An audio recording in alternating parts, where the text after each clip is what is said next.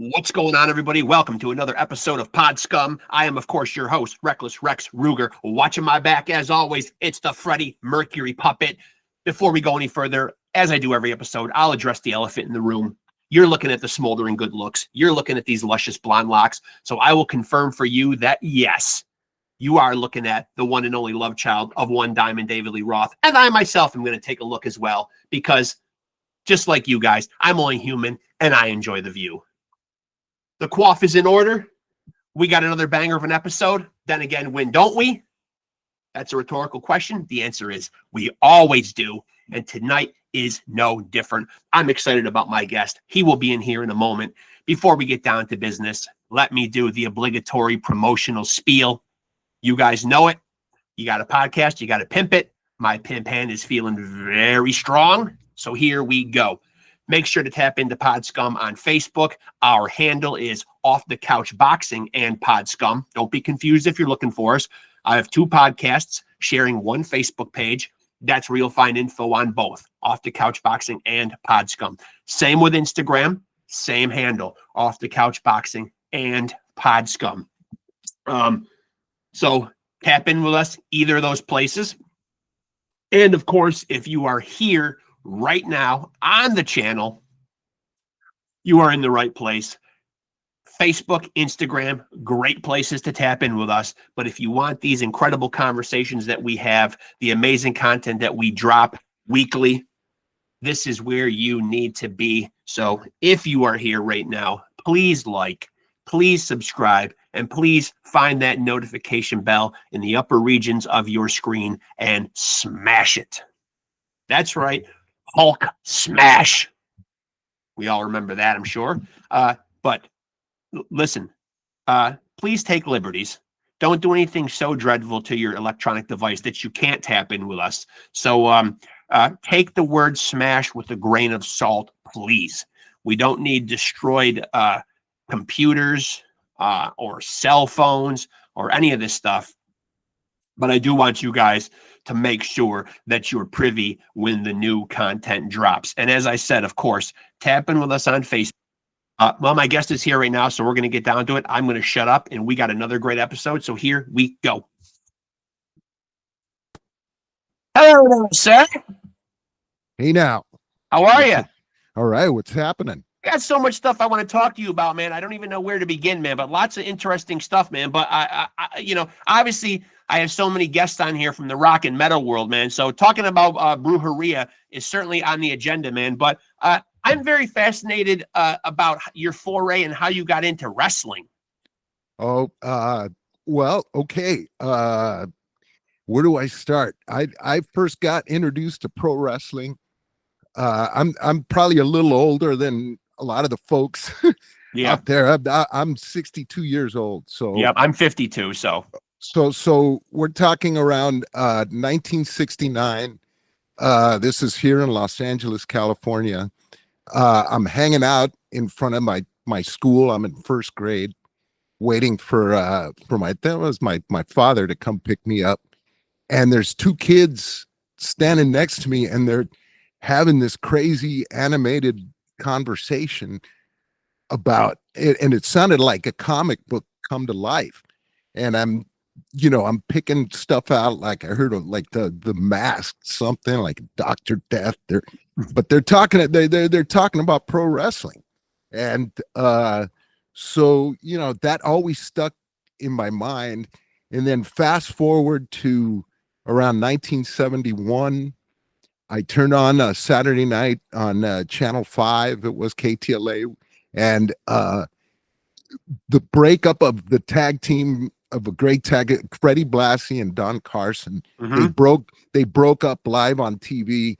Blassie hit Carson across the throat with this cane, and Carson started spitting up blood. This is on TV. Yeah. And my mother, who's a surgeon, rest in peace, she was freaking out. Like, what the hell is this? This is on TV. What is this? Turn the TV off, turned it off. And, so we're never watching this shit again. And blah, blah, blah. Next week, we were right back there, watching it. So that was my introduction. And growing up here in LA, we had probably the greatest heel in the history. I'm going to go out and say it in the history of pro wrestling, the Golden Greek John Tolis. Okay. And it's so unfortunate that no footage, there's a lot of audio. I think you can get, you guys, back then before videotape recorders, we'd record the TV shows with just audio, just to have the audio. So there's tons of kids out there that were recording Tolis, but he had the most realistic interviews. This was way before. Bro, I wish you could have seen it back then, because it's so different than it was now. It's so much more realistic, and you totally bought into it, and that's what made you want to go see it live every Friday. Sure. Yeah. Yeah. And the angles too. I mean, it's in the photos, the wrestling magazines. Tolis hitting Victor Rivera, who inspired me to do the XPW Larry Rivera co-hosting thing. But he hit Victor Rivera over the head with a 2x4, busted him open on live TV, and the great Dr. Bernhard Schwartz stitched him up on TV live, was stitching him up. So that, angles like that, there's a reason why the LA territory at that time, Mike LaBelle, everybody wanted to be here. Everybody wanted to work here. So are you able to watch any modern wrestling now, man? You must have a very selective view, because you got to see so much great shit back then. Though, are you able to watch what we have as pro wrestling now? Yeah, absolutely, yes. I'm able to suspend disbelief, and I listen to, like a lot of people, I'll listen to Jim Cornette's podcast. I love that guy. I do the too. Greatest, one of the greatest, wrestling minds that existed. I understand his problems with the monopod, and there's a ask my wife. I'll be there going, this is bullshit, man. What is this? Especially guys waiting there for something to happen. That's the worst. Or setting up suplexes, top rope suplex. If you're gonna do that, Dynamite Kid style, boom, snap, and do it. Because when you're setting it up, every second that goes by, you're just, it becomes more of cinema than sport. Right, like you're watching like you're watching them both climb the ropes. The other guy's helping them a lot. Yeah, all that. But to answer your question, I definitely watch the big WWE mega shows and all that. Yeah, so I have no problem. Guys got to make a living, and I understand there's that burning desire to get into the business that's always going to be there. I had it, but not from a taking bump standpoint. I wanted to be an announcer, and thanks to Rob Black, Kevin Kleinrock, all the XPW guys, I got to do that. So I respect the fact that these guys are still putting their ass on the line, because easy one false move, your neck is broken, and no doubt you're done. No doubt. And of course, I remember growing up when they were very, very much into kayfabe and really protecting the product and making sure that they took umbrage with anybody that called it fake at all. Of course, you remember who was the guy that slapped John Stossel there in the ear? Schultz, Dr. D, David Schultz. For calling it fake. Yeah. That was brutal, man. I remember that was, it's funny. The night that aired here in LA live, it was a show 2020. I was watching, they aired World Class Championship Wrestling on Channel 56 KDOC. And that night they aired the famous Terry Gordy, Killer Khan death match. That was bloody as hell. But at the same time, they were showing that 2020 with Stossel. I didn't hear about it till the next day. I slapped them. And the funny thing is, I don't know, it's like Mr. Fuji. I don't know who the other guy is, but they're just standing there against the wall, like watching, arms crossed, little smile, knowing what's going to happen. Yeah, he's protecting the product. He's trying to protect the product. Yeah. Who knows how many millions later it cost him? It cost the WWF at the time. But from what I understand, though, man, I think Vince did pay it, man. And I think back then he probably would have happily paid it, because, again, they were trying to protect and keep everything kayfabe in that era. sweep it under the rug, Sweep it under get the rug. get rid of it as fast as you can. And so fast forward to when you get into broadcasting, were there voices in the wrestling game that you looked up to and admired? Well, again, growing up in LA, man, it was a great sports town. Outside of wrestling, baseball, we had the Dodgers, brother. Oh, yeah. Come on, daddy. Otani-san. Otani-san. Yeah. We had Vin Scully for the Dodgers. Then the Lakers had the great late great Chick Hearn as their voice. So Dick Enberg, we were surrounded by great sports announcing names. And then in wrestling, we had the great Dick Lane. Yep. Another guy who's long gone, but he's well remembered. So there was all these influences, but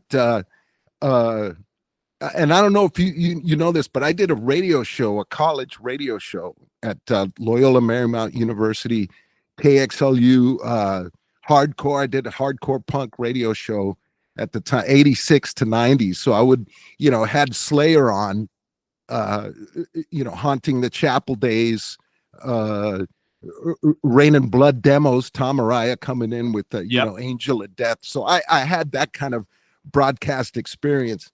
But when it came to wrestling, I just kind of winged it and invented this character, Larry Rivera, who's I was influenced by Victor Rivera, the great pro wrestler from Puerto Rico, but spent a lot of time working for the McMahons in New York, late 60s, early 70s, had a successful career here too.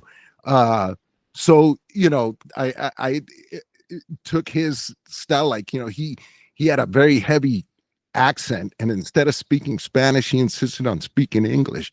So I did it that way, and so that was the influence there, pretty much. And so obviously there's wrestling going on in your household, but now the jump over to music, and I hear this from having done so many podcast episodes, that a lot of musical artists, not everybody, but a lot of them have the same type of upbringing where they either have musical parents or they're growing up in a household with a lot of music, records being played. Was this the case for you? My both, I'm first generation Cuban American. Both of my parents were born in Cuba, and both of them heavy into that, Latin music sound. So since I was a kid, it was always a lot of the Fania records from the 70s, Tito Puente, Tito Rodriguez, 50s, 60s, 70s records. But then, again, going back to growing up here, we had great AM. People don't remember, man, radio is a lost thing now, because big time. You could just turn on AM, AM radio. We had KHJ, 93 KHJ, 10Q, 1020, great pop, pop rock stations that would play. And then FM here, FM, KMET, KLOS. So in the 70s, you were hearing, Jethro Tull, Aerosmith, Led Zeppelin, the gamut. And, the high school I went to, I hung out with all the stoners that listened to progressive shit like Genesis, Gentle Giant, King Crimson. So that I was going down another road. Then punk rock came along, and that turned everything up on its head. But I've always been surrounded by music, and if I wasn't, I made sure I was. I took piano lessons starting when I was 6. So I did that for 10 years, then got bored with that, picked up a bass, and stuff like that. So I'm interested in you picking up the bass, though, because I've had a lot of bass players on here, and it isn't always deemed the most glamorous of positions in bands. Many guys want to be the front man. They want to be out there on the center stage. A lot of guys want to shred. The bass, though, extremely vital, holding down the low end, driving the rhythm of the band. But I often find sometimes that the bass chooses the person, not vice versa. Was that the case for you? Why the bass? That's a very good point. For me, it was Gene Simmons, Kiss. Yeah. Gene Simmons, Kiss. And it wasn't until, years later that, Kiss tunes down, they tune down to E flat. Yep. So to get that, kind of like Thin Lizzy, you get that real weird. It's like, it sounds weird, but it sounds a little darker than everybody else. And it's just that half step down. And so the bass sound on Kiss Alive, 100,000 Years, when he starts that, yeah, it's very dark. I tuned into that. I zoomed into that. And the guitars, Ace, rest in peace, Ace. Really, we just lost him. Rest in peace. Absolutely. Man. What a showman. But he's, great leads, but that was kind of too much going on. The bass was very, it was very definitive. Yeah, it was in your face. There was no question about what it was doing. And he's, Gene Simmons doesn't get the credit for his bass playing. I'm sure it's, his theatrics and costume and all that, but songwriting, he's good, very good songwriter, but his bass playing he should get more credit for that. Yeah, and obviously Kiss too is amazing branding and marketing too. I mean, like what those guys have done and turned Kiss into like an enterprise. It's as he told, I used to listen to him when he'd be on Howard Stern's show. It's all nickels and dimes. Yep. Every swipe of that credit card. Yeah. Well, I mean, listen, I think they have a product for everything. You could even be buried in a Kiss coffin, for fuck's sake. I mean, that's right. Dimebag Darrell Darrell is in a Kiss coffin. And so you're growing up around all this great Latino music, but how do you make the foray into more extreme metal? Is there a specific artist or an album that particularly got its hooks in you? Obviously Kiss is heavy, but you're obviously, where you ended up is much heavier. Yeah. I mean, in this neighborhood where I grew up, there was a lot of, the stoner kids going back to that. Yeah. And so after Kiss, kind of the natural progression was Led Zeppelin. There's one cat I knew, Dan Sheehan, who had, every Zeppelin record. So, go to his house after school. Hey, this isn't bad. It's not Kiss. It's, a little more serious. Right. And then from Led Zeppelin, it was, another guy, Black Sabbath. That's where the light really got switched on for the rock, for the heavy, actually metal side of things. Going to Catholic school, you're taught certain theology things, and you're like, okay, this, and then you start listening to Black Sabbath, looking at the lyrics. Hey, they're questioning what they're teaching you. And, you're a heretic. So, so we're like, okay, this is very cool, and the tritone, the evil sounds. Yep. It's just it's here's one world and this is another world. So it's like, wow, okay. And then came Van Halen's first record, KLOS and KMET were playing the shit out of that. And I mean, just every hour you'd hear Eruption or You Really Got Me. That was the big one. So you'd hear that and it was like, okay, this is the way to go. And at the time I was kind of getting inspired by funk records on as far as bass goes.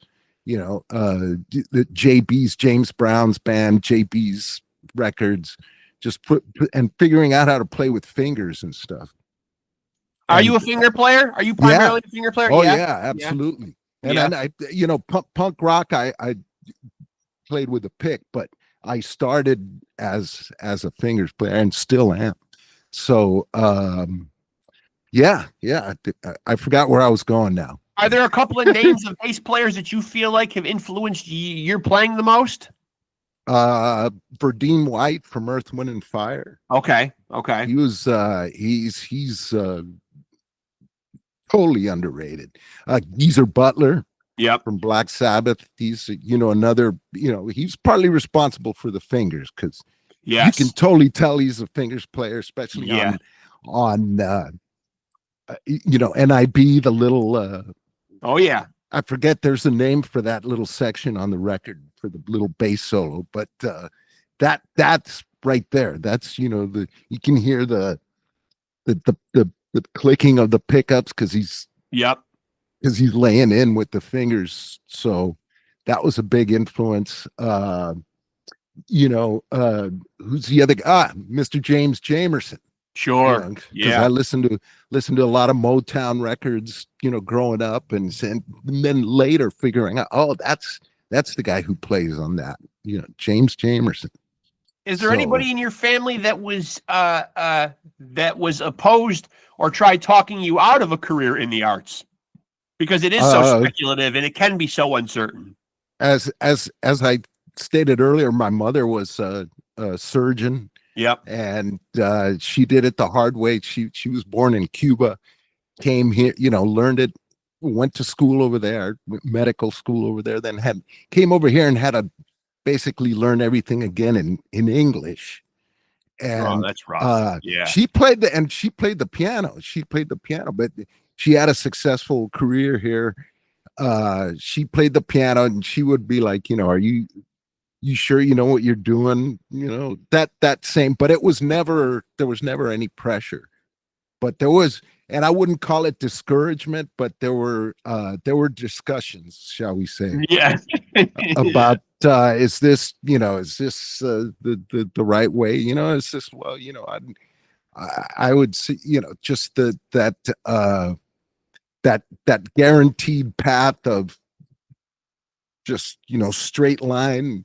Right. It just seems real dead and boring. And right. Well, there's a lot of uncertainty and a lot of speculation with getting into music in the arts field too. Yeah, I mean, it's not always looked at as like stable, steady work. Right. I think from a parent's point of view, anyway. And that's I've always had that kind of philosophical battle in the brain. Even when you're a successful musician, do you are you going to write this next piece of music because you need to pay the bills? Right. Are you just going to wait? And because I always felt like I'm a shitty ass. I can't write a song to save my life. But if someone comes to me with a song, I damn well know how to serve it. Yes. Yeah.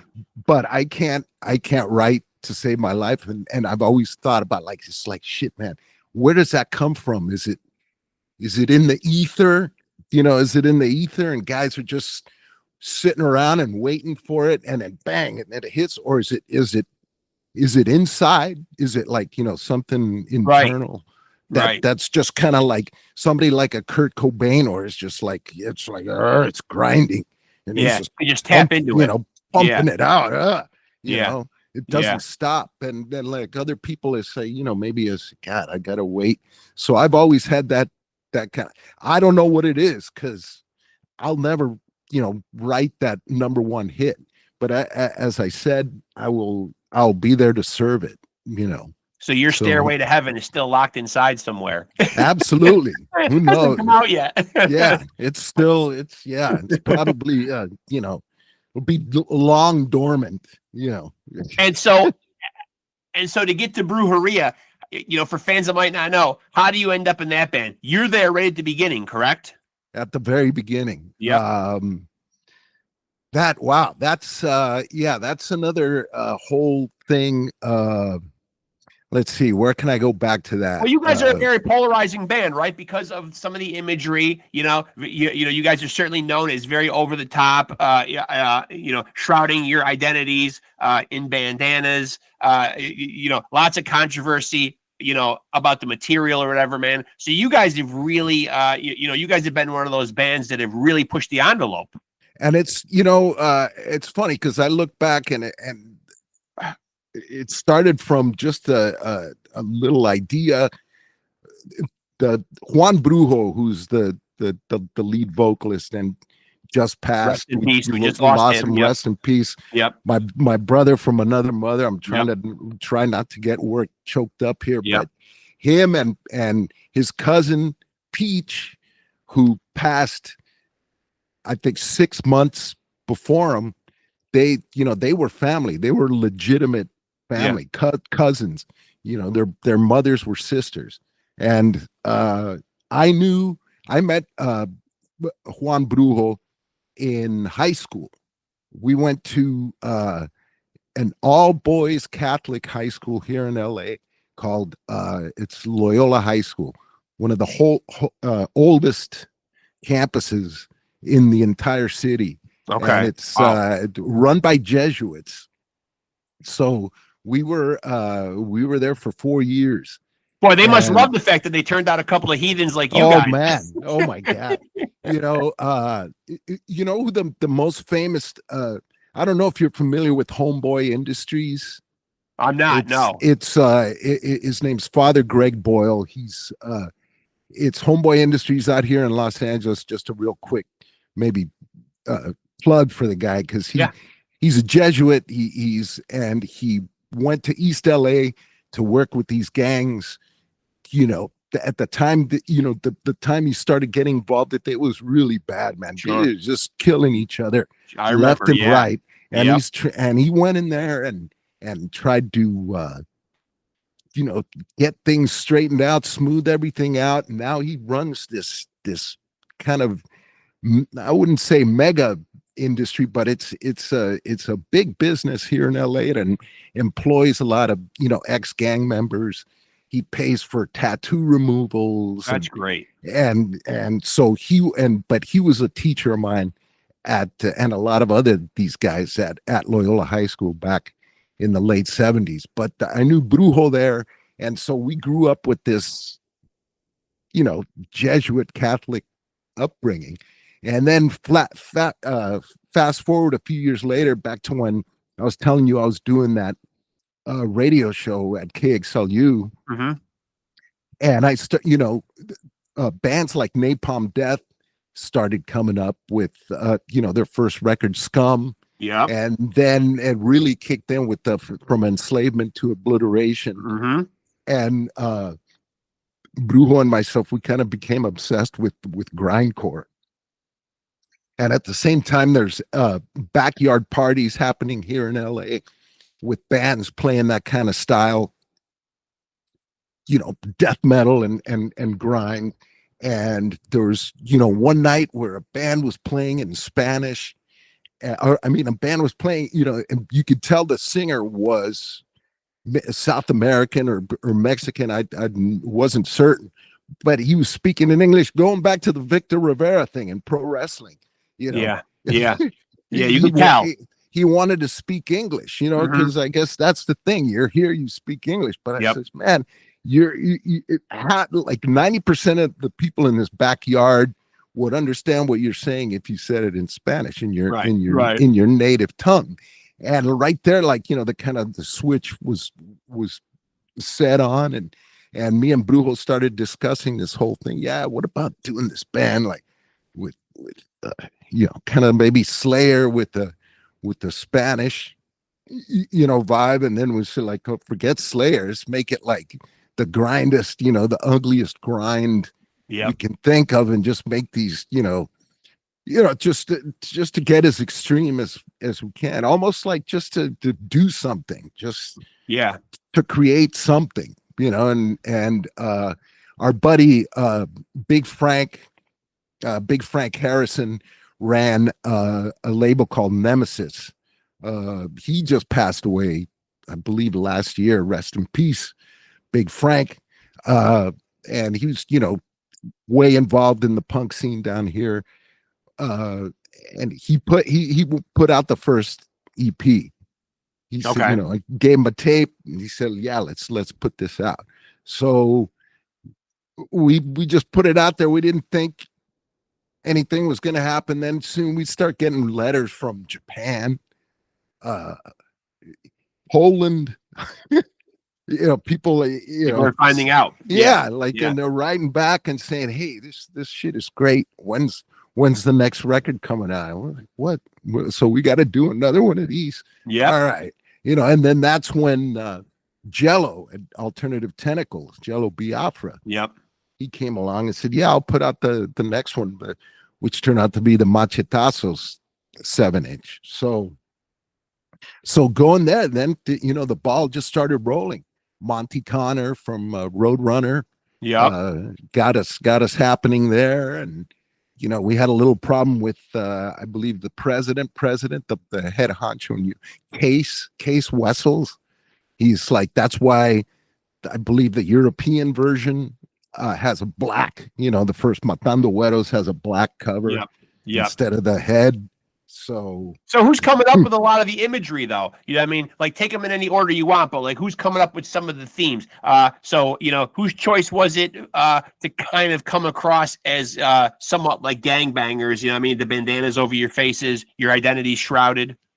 That that came a little later. I think in the beginning, again, this is a very unique city here, LA, especially in downtown, little sections where there's different ethnic groups, and they're all kind of just crammed together.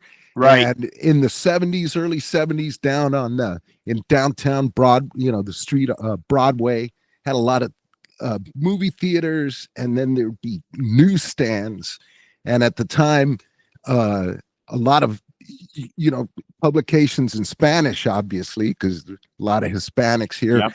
And from Mexico, they had Alarma, which was a kind of a what's the word, shock, pulp, shock newspaper, with real graphic scenes of death and destruction on the cover, murder, and so you'd be walking down the street, minding your own business. You turn your head, and there's some guy, laying, got ejected from a car, and it's it's right there, So that's kind of the whole vibe that if you were walking around, that kind of like equivalent of New York's 42nd Street,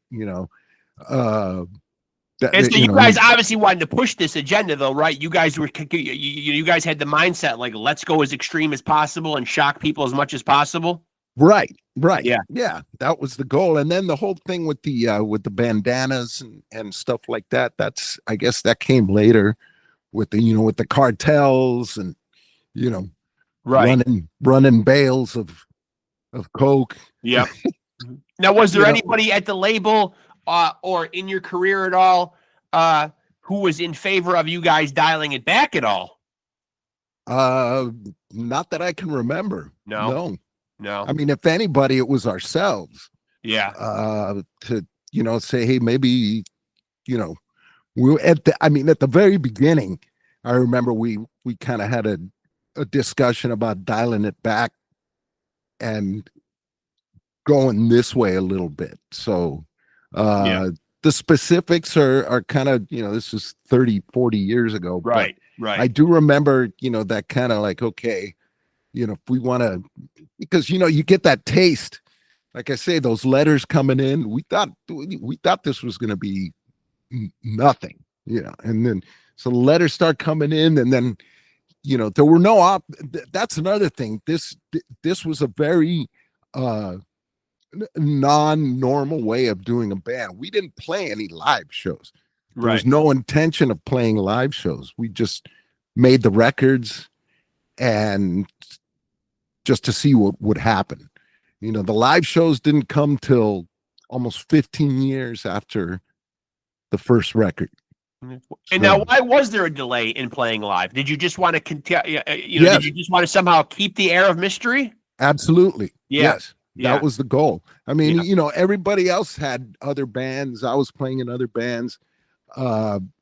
Billy Gould was involved from Faith No More, was involved. I've had him on the podcast. He's great. Yeah. He was in high school with myself and Brujo. That's another, at Loyola, him and Roddy, the keyboard player from Faith No More. We were all in the same class. And he was involved with Faith No More. I had stuff going on. Brujo had a life as an accountant, as a CPA. I could say that now that he's gone. And then Dino had a Fear Factory that was starting to go. So everybody's going. It was, I guess you could say call it a side project.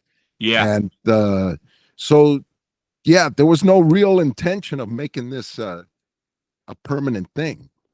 So I actually just had another Brujeria alumni on the podcast a couple weeks ago, Nick Barker.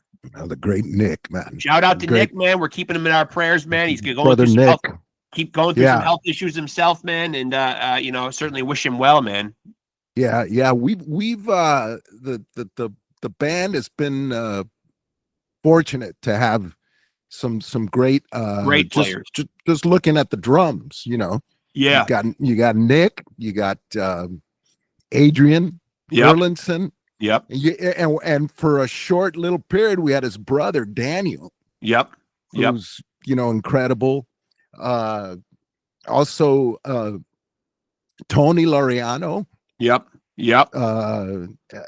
Gosh, who else am I missing? It's just all kind of guys. Yeah.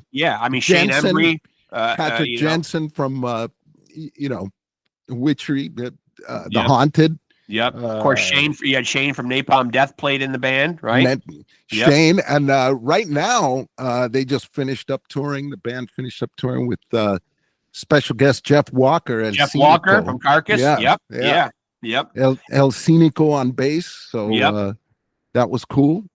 And so where do you stand on music right now? Because you're such an old school guy. What are your listening trends like when you're in your car or you're puttering around your house listening to music? Do you find new stuff that excites you and you can get into, or do you kind of fall back on your old standards?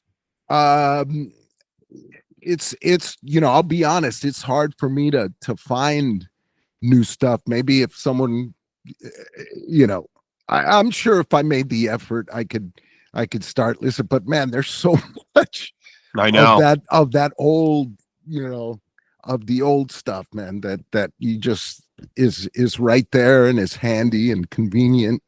And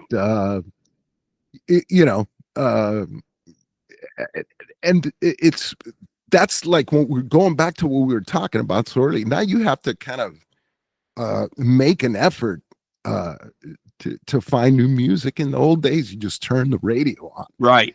You just turn the radio on. I'm sure I can turn the radio on now, but it's a lot of public affairs stuff. A lot of, you got to swim through, you got to wade through to find it. Maybe one or two stations playing modern music. But in those days, the old days, 5, 6 stations, 7, 8, between the two bands, AM, FM.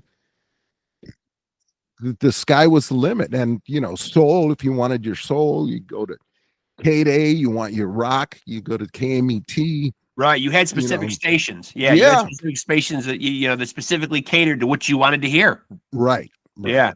So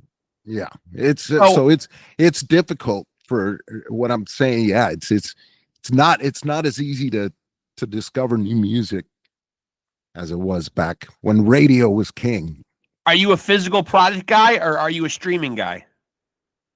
Oh, physical. Yeah, you're a vinyl guy. Vinyl and Blu-rays. Yep. 4Ks. Kino Lorber sale, Criterion sale. What do you think I'm of? on So, what do you think? Currently is the right answer for bands nowadays, because it does seem like attention spans have dwindled so much. People aren't consuming music the way they used to. Do LPs still make sense, or has it become an EP in a singles world again? Wow, that's a great question. I'm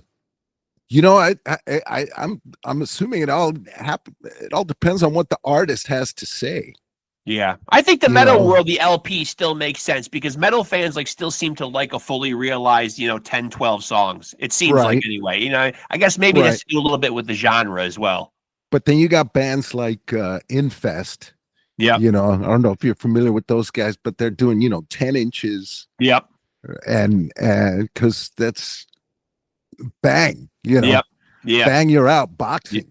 Yep. Yeah. And, I know you're a boxing guy. I'm not too hip on it, but in the old days, growing up at the same time watching wrestling, it was really happening at the Olympic. during the 70s with Oh, guys yeah. like Danny Little Red Lopez, Oh, yes. Carlos Palomino. Oh, yeah. Yeah. I don't know. Have you seen the 18th and Grand documentary? I have not. I have not. No. If you could explain, man, like what's going on with it. That's it's basically the producer director Steve Dubrow produced a documentary. It's called 18th and Grand, which is the intersection where the Olympic Auditorium Okay. was, 18th Street and Grand Avenue.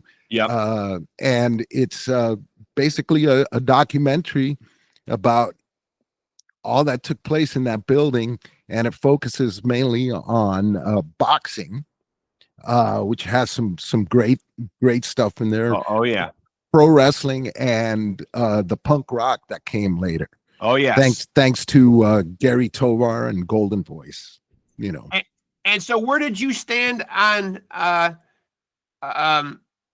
certain phases of wrestling? Well, you know, I'll break down some specific scenarios. Where did you stand when we were going through the Monday Night Wars? Were you a Raw or a WCW Monday Nitro guy? I was into Nitro. I was down too. with I was Nitro. a huge NWO guy. Well, for me, it would be because guys, like the things that stand out for me for Nitro, especially around that time. I guess this was before the wars really got heated, Right. but was Eddie Guerrero, Chris Benoit, Yeah.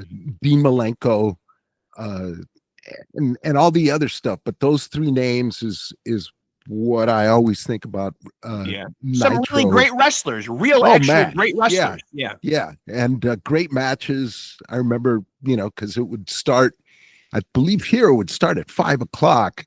Yes. So I remember, you know, rushing home from work, trying to get here, you know, just in time to see the beginning of Nitro. Raw was good, but it started getting, you know, when they started doing, especially when Bischoff got involved with that, I was like, man, do we really have to go through all of this, you know? Yeah. Because, you know, going back to... I think the thing that was nice about Nitro when I remember watching it was because they gave you 3 hours for a while and Raw only gave you 2. And the thing that was nice was that here on the East Coast, Monday Nitro started at 8. So you could get a whole hour in of watching Nitro without having to kind of channel surf because Raw didn't start till about 9. So you could get an hour in. But then what they would do is they would kind of tear you because at 9 o'clock, they'd start Raw immediately with something that you wanted to see. And they would try to and WCW didn't want to lose the viewers, so they would try to program something for 9 o'clock to keep you on there. You know what I mean? So you were really torn, you know? It was, I mean, the fans were the ones that were benefiting then because you got both companies, you know, really doing their best to try and keep, like you say, hang on to the viewers. So kudos to them for that, but that was some of that was strange, especially to the, I'm sure to the old schoolers, that just wanted to just run the program instead of telling me what's going on the other channel, you know. Right. So now, obviously this year, just within the last couple of months, man, we lost arguably a guy who you know is the most iconic in wrestling, but I don't know where you think his role is. Hulk Hogan. Obviously, we just lost him a couple months ago. Where do you think he really fits in? Is he really the face of pro wrestling? When you think of pro wrestling, is he the guy above everybody else? Well, you know, again, coming from those, you know, 70s, 60s, 70s guys that grew up wrestling fans, you always have this little cringe in the back of your mind when you hear that name. But there's no denying, you know, and this has been said, I'm sure I'm not repeating anything new. There's no denying where, you know, things went after he got thrust into the spotlight. Right. You can't argue it. You know, you can try and be negative, but you know, things have to change. You know, things can't stay the same. Right. And he took it to another level. And you know, if I could just, you know, stick with memories like you know, Inoki, the matches with him and Antonio Inoki, Mhm. you know, IWGP and was that 1982, 83 and New Japan. If I just stick with those memories, I think I'll be okay. Yeah, yeah. Well, I know he's a But, polarizing character, man, because there yeah. is a lot of backlash on him in terms of behind the scenes stuff and maybe not wanting to help propel the business forward and help propel his fellow performers forward. You know what I mean? A lot of maybe holding people down, stepping on some necks along the way. But I mean, it does sound like a dog eat dog business, though. You know what I mean? You got a lot of testosterone back there in that locker room. A lot of guys, you know, want to be at the top of the card. You know, they want to be the household name. So, you know, nobody wants to back down. Nobody wants to budge. It's a very macho world. Once you get that taste, man, you know, Yeah. once you get the taste, but you know, it's the people you meet on the way up. It is. Yeah. Same people you see where you're going to tumble down. So, Yeah. So it's, So a but, guy you know, who just wrote, so a guy who just wrote a book on his greatest calls in the business, Jim Ross. Where do you stand on him as a fellow broadcaster yourself? oh, it's excellent, man. Excellent. You know, Mid-South, they buried the cowboy. They buried the cowboy. Yep. What was that?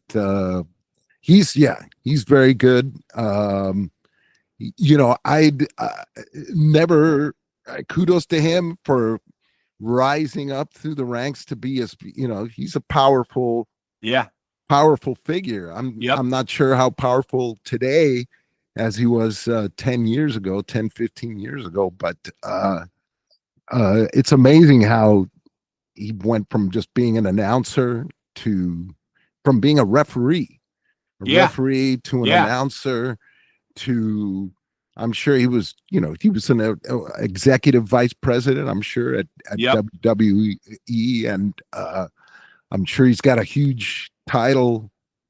I know he's getting paid well by Tony Khan. So definitely. Even though he's barely on these days, they're probably still just taking care of him just for the fact that he is Jim Ross. So I you know, nothing but respect for the guy. And you know, like I said, they buried the cowboy.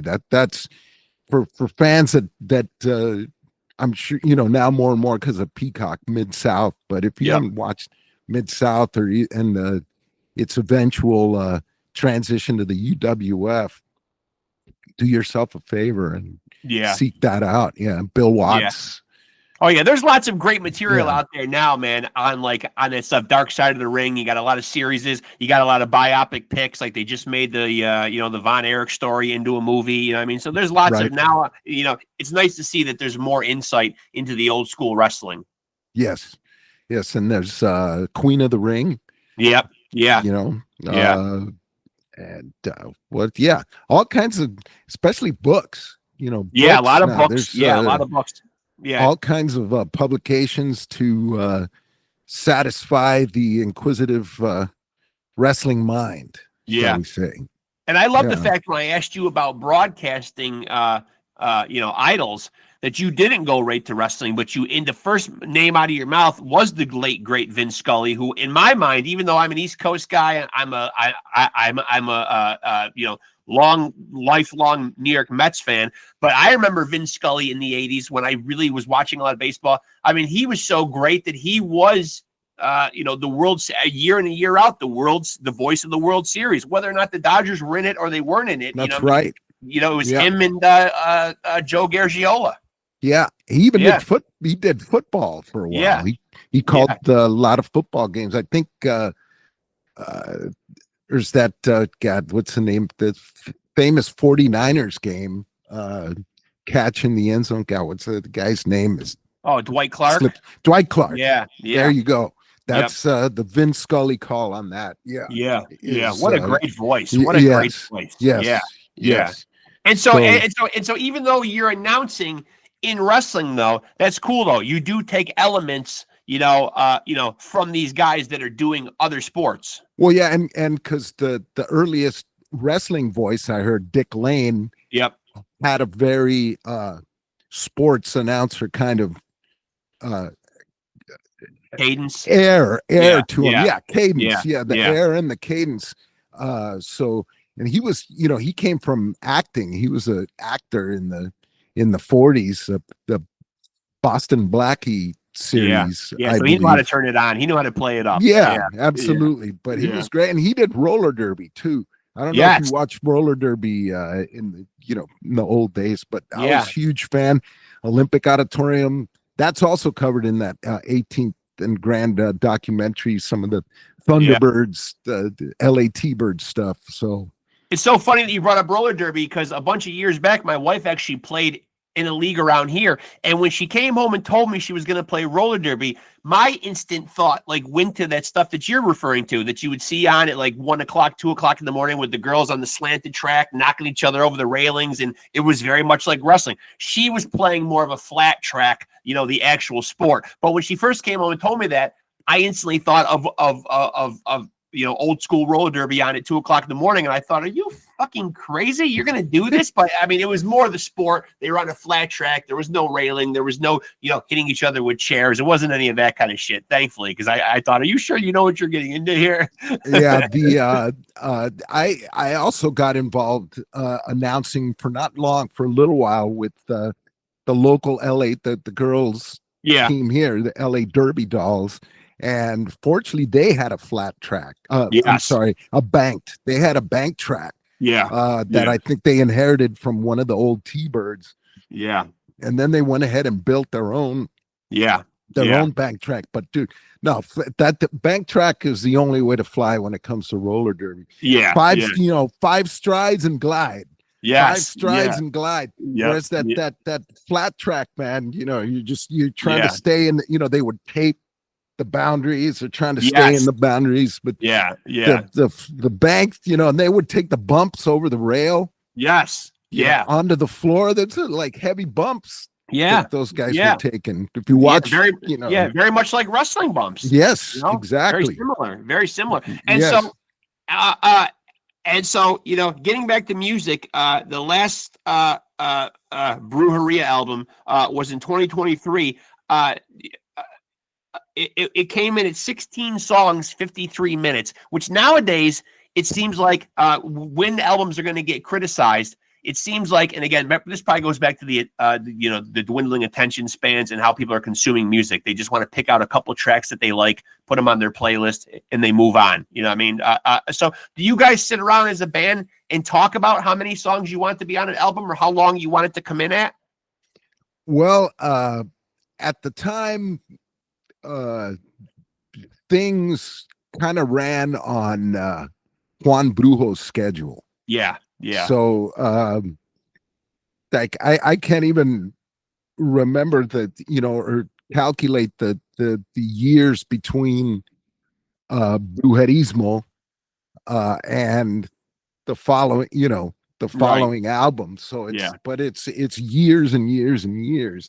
Right. And Right. we would always talk about that. We'd say, okay, man, and especially when there'd be some recorded songs in the can ready for lyrics and vocals, Right.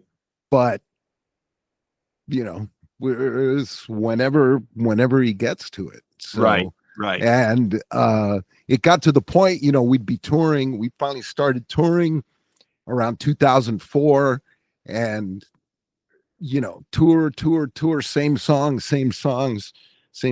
People come and seeing the same set 2-3 times now, and it's time for some new action, cheek. Yeah. So Yeah. You need to infuse. Yeah. You gotta start to infuse some new songs into the set. but but even then it was like, okay, I'll get to it when I get to it. And then finally when he got to it, it was the spurt, the growth spurt started going on. He was so making luckily up for lost time. exactly. So Yeah. luckily we had a lot of songs, and he just started going off. So that's why the later records kind of were longer than usual, but we wanted to make sure everything got in there.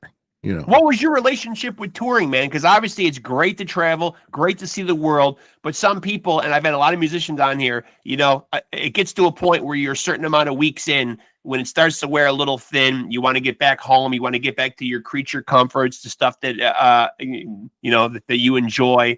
What was your relationship with touring? Where do you stand on it? I started out loving it, and then, like you say, man, I there came a point where I started getting sick all the time. Yeah.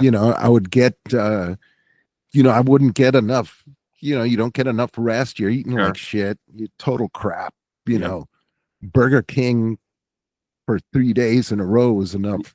Yeah. Right.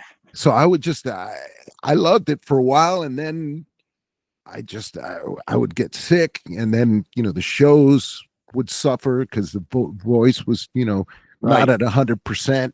So that was part of the reason why I decided to around 2014 was my last live show. Yeah. That's when I said, I'm can't do this anymore, Yeah.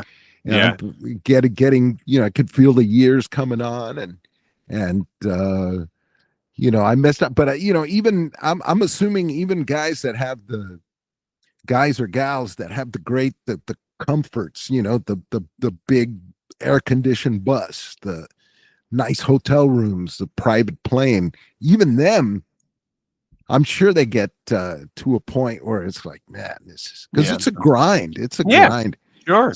Especially, Brujeria is real popular in Brazil. And those gigs, there's no, it's the gig's over at 2, lobby calls at 6. Yep.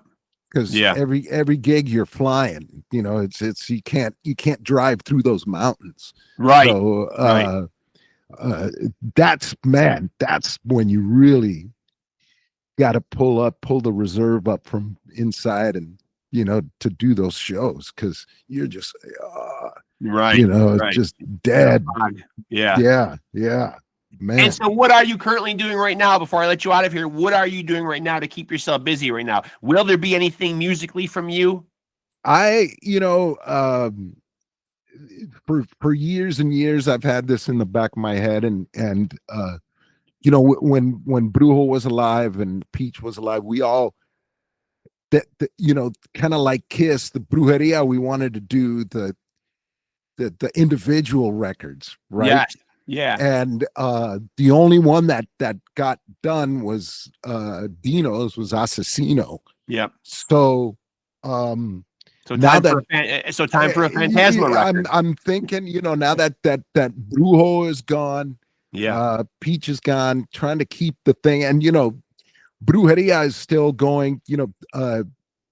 John's son, JC, who's Sativo in the band, the drummer. Yep.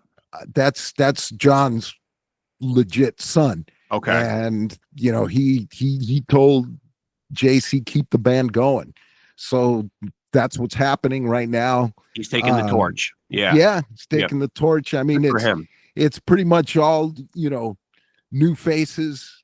Well, with the exception of El Criminal. It's, but they're still out there. So yeah, I'm sure that the plan is there's records coming out, but I've always wanted to do a Fantasma record. And I think the plan is to start slow, start small, like you're saying earlier, an EP. Yeah. Yeah. 4 or 5 song EP. Yeah. Maybe, put it out myself. See what, see that where that gets me, Yeah. No strings attached to any, record label or anything. Just put it out, see what happens. Yeah. Yeah. And then what else you got? And then what else you got going on? And then just messing around at home. I like producing stuff. Yeah. Whether it's like little electronic kind of stuff, even dabbling in, like, believe it or not, like house music kind of stuff. And just I like having fun. I kind of burned out. I played with a bunch of bands here in the LA area and just burnt on the whole, you know, playing these clubs, Yeah. for 20 people, and Yeah. you're paying, you're paying to play, basically, the Right. price of gas Yeah.